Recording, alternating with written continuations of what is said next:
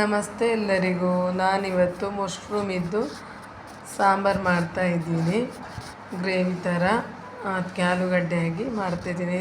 ಮಸಾಲೆ ಎಲ್ಲ ಮನೆಯಲ್ಲೇ ರುಬ್ಬಿ ಮಾಡ್ತಾಯಿದ್ದೀನಿ. ತುಂಬಾ ಚೆನ್ನಾಗಾಗುತ್ತೆ. ಅದಕ್ಕೆ ನಾನು ಮೊದಲಿಗೆ ಮಸಾಲವನ್ನು ಈಗ ಫ್ರೈ ಮಾಡ್ಕೊಳ್ತೀನಿ. ಮೊದಲಿಗೆ ನಾನು ಸ್ವಲ್ಪ ತೆಂಗಿನ ಎಣ್ಣೆ ಹಾಕಿ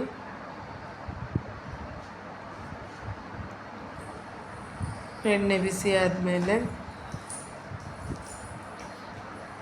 ಅದಕ್ಕೆ ಕೊತ್ತಂಬರಿಯನ್ನು ಹಾಕ್ತಾಯಿದ್ದೀನಿ. ಒಂದು 2 ಚಮಚದಷ್ಟು ಕೊತ್ತಂಬರಿ ಹಾಕ್ತಾಯಿದ್ದೀನಿ.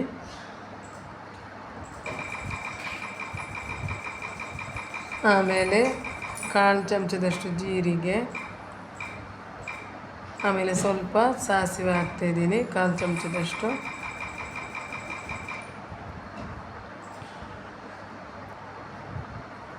ಆಮೇಲೆ ಸ್ವಲ್ಪ ಮೆಂತೆ ಕೂಡ 1/4 ಚಮಚದಷ್ಟು ಹಾಕ್ತಾಯಿದ್ದೀನಿ, ಮೆಂತೆ ಕಾಳು. ಆಮೇಲೆ ಚೆನ್ನಾಗಿ ಫ್ರೈ ಮಾಡಿಕೊಳ್ಬೇಕು.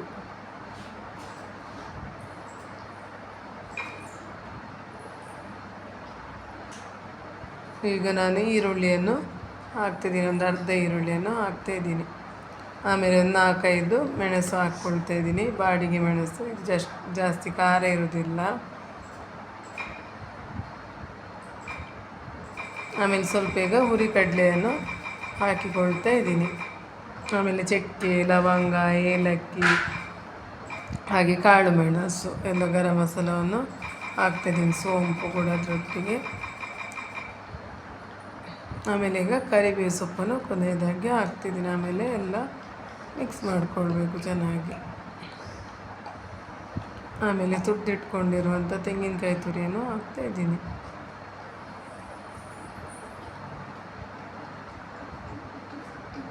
ಈಗ ಸ್ವಲ್ಪ ಅರಶಿಣದ ಪುಡಿಯನ್ನು ಹಾಕಿಕೊಳ್ತಾ ಇದ್ದೀನಿ.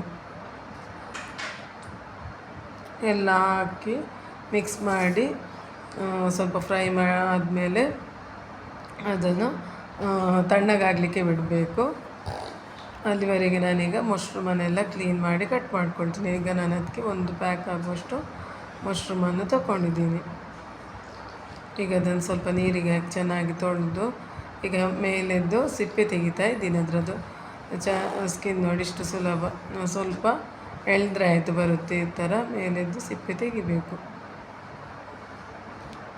ಎಲ್ಲ ಮಶ್ರೂಮ್ ಇದೇ ರೀತಿ ಚೆನ್ನಾಗಿ ತೆಗೆದ ಮೇಲೆ ಒಂದು 4 ಕಟ್ ಮಾಡ್ಕೊಳ್ಬೇಕು. ಈಗ ನಾನು ಉಪ್ಪು ಮತ್ತು ಅರಶಿನ ಹುಡಿಯನ್ನು ಸ್ವಲ್ಪ ಹಾಕಿಕೊಳ್ತಿದ್ದೀನಿ ನೀರಿಗೆ.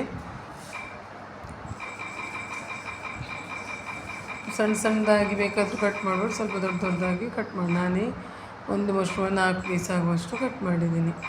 ಆಮೇಲೆ ಅದೇ ರೀತಿ ಎಲ್ಲ ಮಶ್ರೂಮಿದು ಕೂಡ ಸಿಪ್ಪೆ ತೆಗೆದು ಕಟ್ ಮಾಡಿ ಇಟ್ಕೊಂಡು ಈಗ ಚೆನ್ನಾಗಿ ಕ್ಲೀನ್ ಮಾಡಿಕೊಂಡು ಕ್ಲೀನ್ ಮಾಡಿಕೊಳ್ಬೇಕು. ಆಮೇಲೆ ಈಗ ಆಲೂಗಡ್ಡೆ, ಬಟಾಟೆ, ಆಲೂಗಡ್ಡೆ, ಈರುಳ್ಳಿ, ಟೊಮೊಟೊ, ಹಾಗೆ ಸ್ವಲ್ಪ ನೀರು ಹಾಕಿ ಬೇಯಲಿಕ್ಕೆ ಎಷ್ಟು ಬೇಕಷ್ಟು ನೀರು ಹಾಕಿ ಆಮೇಲೆ ಬೇಯಲಿಕ್ಕೆ ಇಡಬೇಕು. ಸ್ವಲ್ಪ ಉಪ್ಪು ಮತ್ತು ಅರಶಿನ ಹಾಕಿ ಬೇಯಲಿಕ್ಕೆ ಇಡಬೇಕು.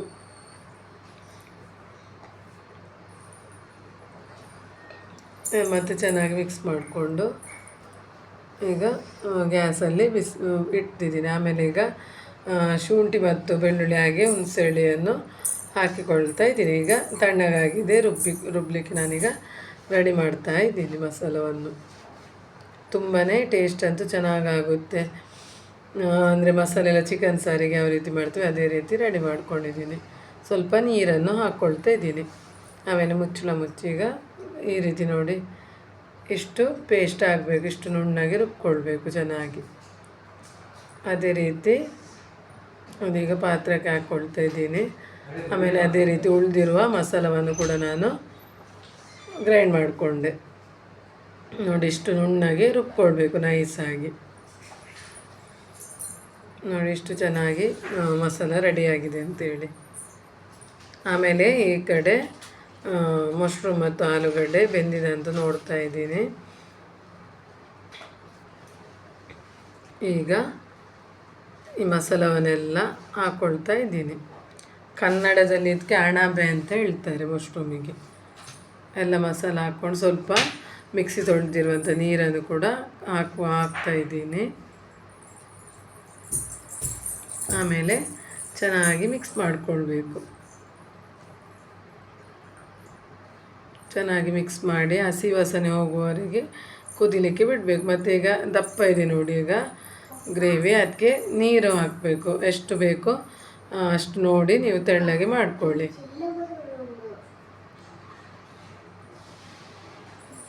ಎಲ್ಲ ಚೆನ್ನಾಗಿ ಮಿಕ್ಸ್ ಮಾಡ್ಕೊಳ್ಬೇಕು. ಮತ್ತು ಉಪ್ಪೇನಾದರೂ ಸಪ್ಪೆ ಇದ್ದರೆ ಈ ಸಮಯದಲ್ಲಿ ಹಾಕ್ಬೋದು ಕುದಿಲಿಕ್ಕೆ ಇಡುವಾಗ. ನಾನು ಸ್ವಲ್ಪ ಉಪ್ಪನ್ನು ಹಾಕಿಕೊಳ್ತಾ ಇದ್ದೀನಿ.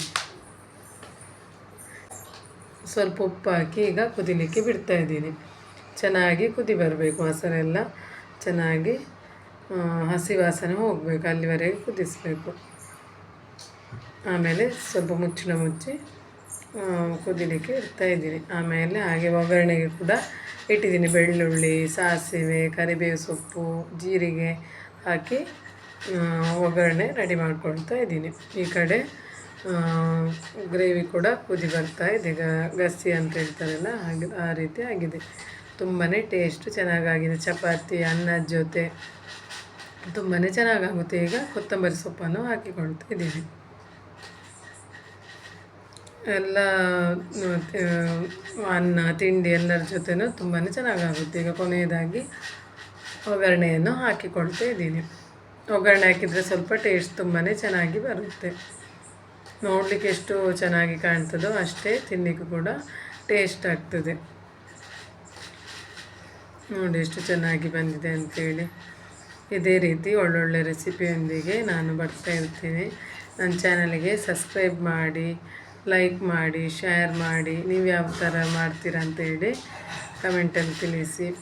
ಅದೇ ರೀತಿ ನೀವು ಕೂಡ ಟ್ರೈ ಮಾಡಿ, ತುಂಬಾ ಚೆನ್ನಾಗಾಗುತ್ತೆ. ಚಿಕನ್ ಸಾರೆಲ್ಲ ಯಾವ ರೀತಿ ಟೇಸ್ಟ್ ಬರುತ್ತೆ ನೋಡಿ, ಅದೇ ಟೇಸ್ಟ್ ಬರುತ್ತೆ. ತುಂಬಾ ಚೆನ್ನಾಗಾಗುತ್ತೆ.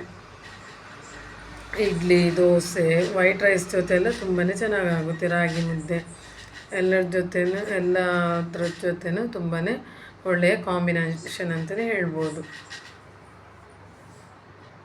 ಓಕೆ ಫ್ರೆಂಡ್ಸ್, ಇದೇ ರೀತಿ ಒಳ್ಳೊಳ್ಳೆ ರೆಸಿಪಿಯೊಂದಿಗೆ ನಾನು ಬರ್ತಾ ಇರ್ತೀನಿ. ಟೇಕ್ ಕೇರ್, ಬಾಯ್ ಬಾಯ್.